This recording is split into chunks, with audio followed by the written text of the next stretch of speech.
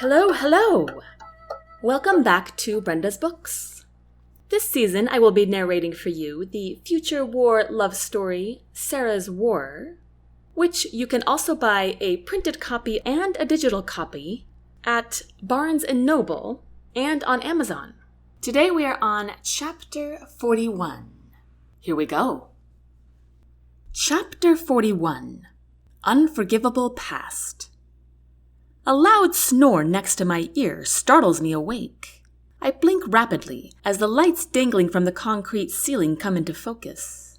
I have no idea what time it is, but some people are already sitting up and whispering. I stretch my body as much as possible without kicking the sleeping head at my feet. I sit up with a groan as I roll my shoulders to release some tight kinks. A concrete floor is not my first choice for a mattress.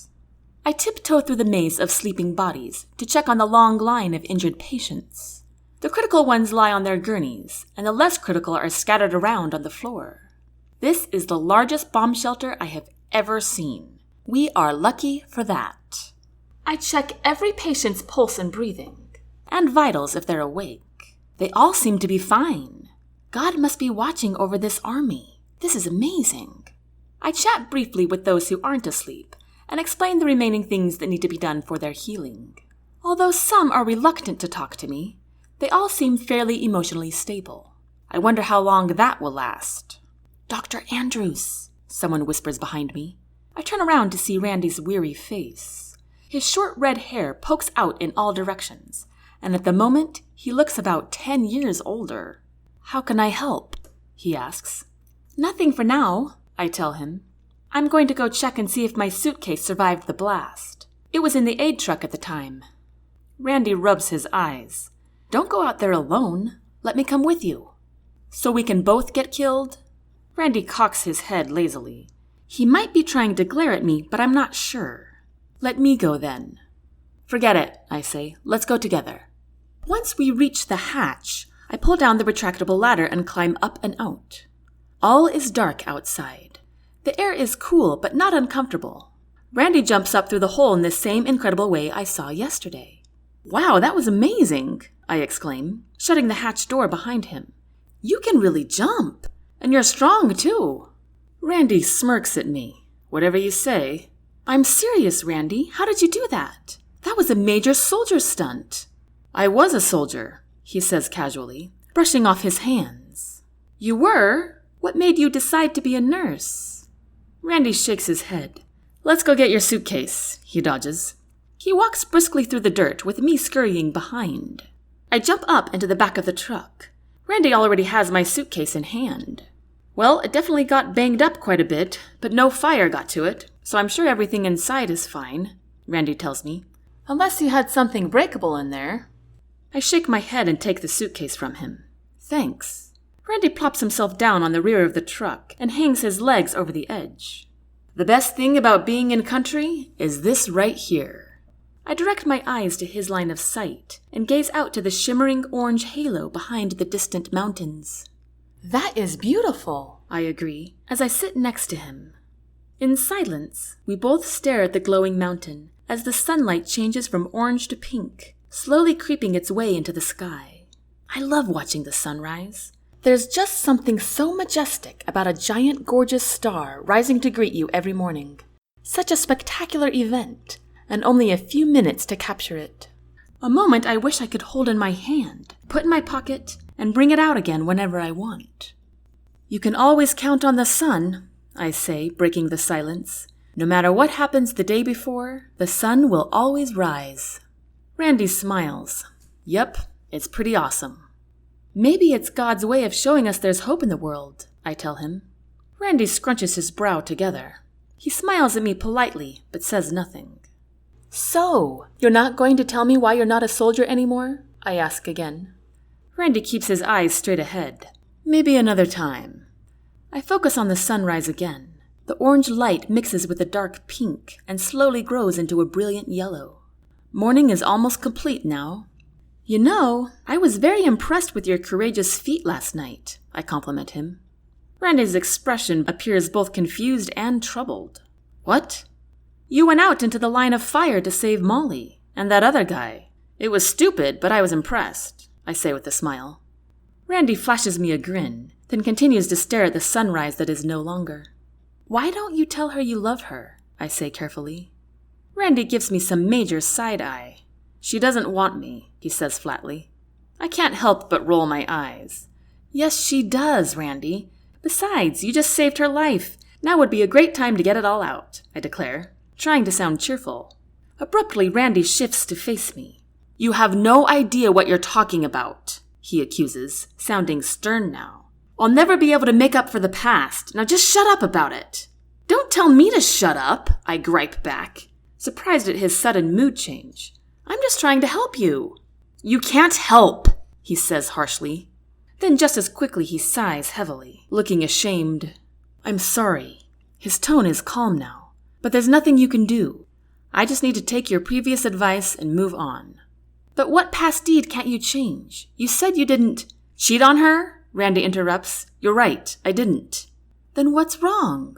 I was a soldier, Sara, Randy says, sounding upset again. And now I'm a stupid nurse. Do you know how pathetic that is? That is not pathetic, Randy, and you know it. Now what happened? I was gutless, that's what happened. Randy spits out his words. I was too scared to follow orders. I was too scared to die. They gave me another chance, but I did it again.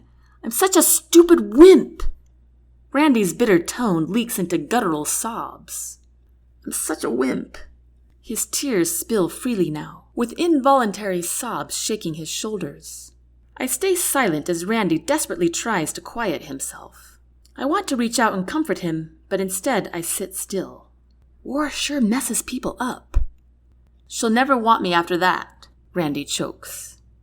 I sigh as I reach out and rub his back with my palm. It always seems that right when I decide to give up on her, she gives me hope again, Randy continues through his tears. But it's always false hope. Then she crushes me. So I'm not going to let her do that to me. Never again. Randy weeps openly now. I don't deserve anybody. Wow. I had no idea Randy was suffering like this. What am I supposed to say? You have to forgive yourself, Randy, I say softly. You're human. Give yourself a break. The army doesn't let you be human, because nobody in the army is human, Randy spits out angrily. That's not, I start to say, but instead I let out a big sigh, knowing it won't do any good to contradict him. The only thing I can think of to do is to say it how it is. The only thing you can do is make the best of the situation. You can't be a soldier, so that's that. Nobody in the medical corps thinks less of you, and I doubt Molly does either. Just tell her how you feel. Tell her she has to make a decision or you're gone. If she knows you mean it, she'll come around. You don't know her, Randy argues. What are you going to do then? Randy wipes his tears angrily. Will you just put me to work so I don't have to think anymore? I nod. I understand that desire completely. All right, I say, jumping down from the truck. There's plenty to do inside. Let's go. Randy sighs heavily and hops down to the ground. We both curve around the truck and find a couple dozen people setting up their tents. Oh, that's right. We're supposed to set up camp at first light. Not that I can anyway, considering I don't own a tent. Blast, Randy mutters. He stops in his track and turns around to face me, his cheeks burning red. What is it? I ask. Everyone is going to ask me what's wrong, he explains, rolling his eyes. Then with sudden interest, he looks right at me. Don't you ever cry? He says, sounding annoyed. I can't believe you saw me like this again, he grumbles, rubbing his eyes hard. Ah, come on, I console. You're not exactly living an easy life. Randy stares at me for a long moment. I know you're not one of those cackling hens, but would you mind not telling anyone about this? I can't help but smile at his description. What kind of hen am I? I ask wryly. Randy laughs once, then purses his lips. Please don't say anything, Sara. I shrug. Of course. I have no friends to tell anyway. Randy rolls his eyes again. Oh, that's right, I forgot, he says with sarcasm. Everybody avoids you. Nobody talks to you or asks for your advice or looks up to you. Nobody flirts with you, jealous girls don't talk about you, and absolutely nobody stares at you while you're not looking. My face crinkles up. What? Don't you know how popular Dr. Andrews is? He teases. Oh, wow. It's been years since I have even heard that word. Randy grins. Then he puts on a look of mock exasperation. What am I, by the way? He asks, his hand on his chest. I'm not a friend? Oh, well, I suppose you would suffice as one, I say with a smile. Even though you did steal my saying. What saying is that? Blast, I quote. And don't deny it, I heard you say it. Randy's face shows genuine surprise. I did say that. I nod and we both chuckle. We better get back to work, I tell him. Randy puts his hands on his hips. Do you ever stop being responsible? Not that I know of, I say with a smile. Come on, let's go. I think you deserve a hug first, Randy says, pulling me into a tight embrace. I take a moment to breathe him in. And with an extra dose of rejuvenation, we make our way to the hatch. And that concludes Chapter 41. I hope you come back next week for Chapter 42, which is called Life is Short. And for all you fathers out there, or for all of you father figures out there, I wish you a very happy Father's Day. And everyone else, I hope you have a wonderful, safe, happy, healthy week. If you want to find out more about Brenda's books, you can visit brendasbooks.net. Until next time, take care.